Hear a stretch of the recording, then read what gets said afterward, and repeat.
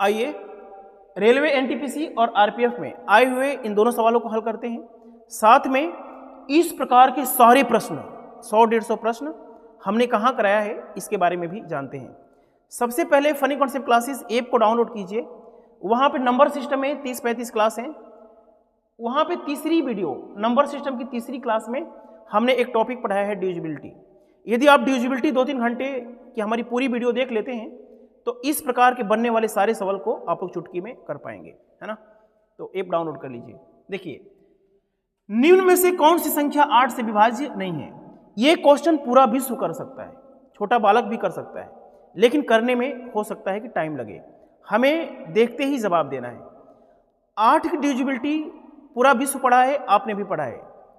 जो मैं टेक्निक अपने वीडियोस में बताया हूं तीसरी क्लास में, उसको पूरा पढ़िए।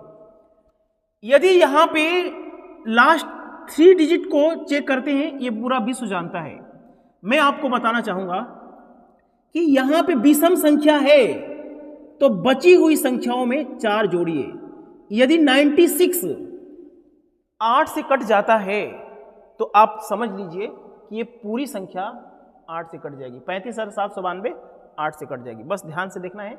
यदि यहाँ विषम संख्या है तो शेष बची हुई संख्याओं में 4 जोड़ते हैं। 96 8 से कट जाता है ना, इसका मतलब ये विभाज्य हो जाएगा।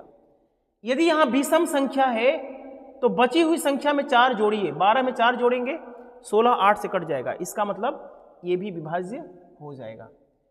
यदि इवन संख्या है, यदि यहाँ पे तीसरे नंबर इकाई दाएं सैकड़ा, यदि इधर से तीसरे नंबर पे सम संख्या है तो लास्ट 2 डिजिट को चेक करना है कि 8 से कट रहा है कि नहीं।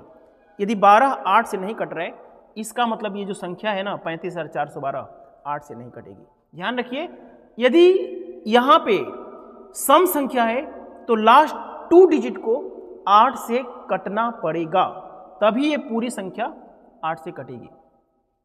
यदि यहाँ पे विषम संख्या है, 5 विषम संख्या है, तो लास्ट इतना ही देखना है, इससे ज़्यादा नहीं देखना है। लास्ट 2 डिजिट में 4 जोड़िए। 56 यदि 8 से कट जाता है तो इसका मतलब है कि ये संख्या 8 से कट जाएगी। इसका मतलब 8 से विभाज्य नहीं है। उसका सही जवाब है सी पे। आप लोग ट्रिक मार के भाग जाएंगे। निम्न में से कौन सी संख्या 8 से विभाज्य नहीं है? ध्यान से देखिएगा। सबसे पहला ही ऑप्शन आपको मिल चुका है। यहाँ पे यदि विषम संख्या सम संख्या है तो लास्ट 2 डिजिट को 8 से कटना पड़ेगा। यदि ये ऑप्शन जो है ना 8 से नहीं कट रहा है, इसका मतलब यही ऑप्शन है।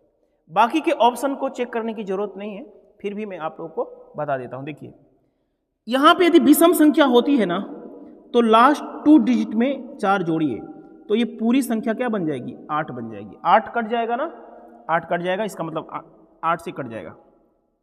यदि यहाँ पे सम संख्या है तो लास्ट 2 डिजिट को 8 से कटना चाहिए। 8 से कट रहे, इसका मतलब ये भी विभाज्य है। यदि यहाँ पे विषम संख्या है, यदि यहाँ पे विषम संख्या है तो लास्ट 2 डिजिट में 4 जोड़िए। 64 8 से कट रहे, इसका मतलब पूरी संख्या 8 से कट जाएगी। मेरे देश के युवा साथियों, funny concept classes app download करके सारे चैप्टर को बढ़िया से कंप्लीट कीजिए। एक दिन में 3 वीडियो की देखने की जरूरत हो 3 देखिए, 4 देखने की जरूरत है 4 देखिए। हमने सारी रिकॉर्डेड क्लास बहुत ही जबरदस्त तरीके से पढ़ाया हूँ। साथ में डेली लाइव क्लास दे रहा हूँ। 300-400 की पेड की PDF मिल रही है, उसका पूरा लाभ लीजिए। धन्यवाद।